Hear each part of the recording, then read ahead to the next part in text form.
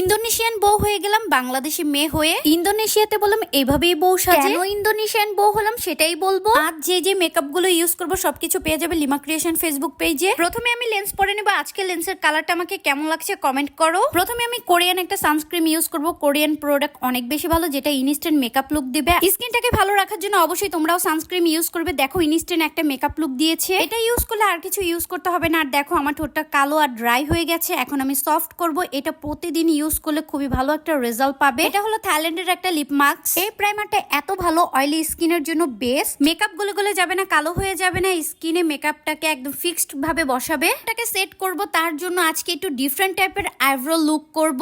Stick দিয়ে দিয়েছি যাতে আমি যে কোনো শেপ দিয়ে দিতে পারি। ইন্দোনেশিয়ান মেয়েদের আইব্রোটা একদমই ছোট হয়। আমি এখন পিঙ্ক ফ্ল্যাশের কনসিলার দিয়ে শেপ দিয়ে দিব। কম বাজেটের মধ্যে খুবই ভালো কনসিলার, সবগুলো সেটি অ্যাভেলেবেল আছে। মেকআপ করার জন্য আজকে মাঞ্জের ব্রাশ আর ব্যাম্বো ব্রাশ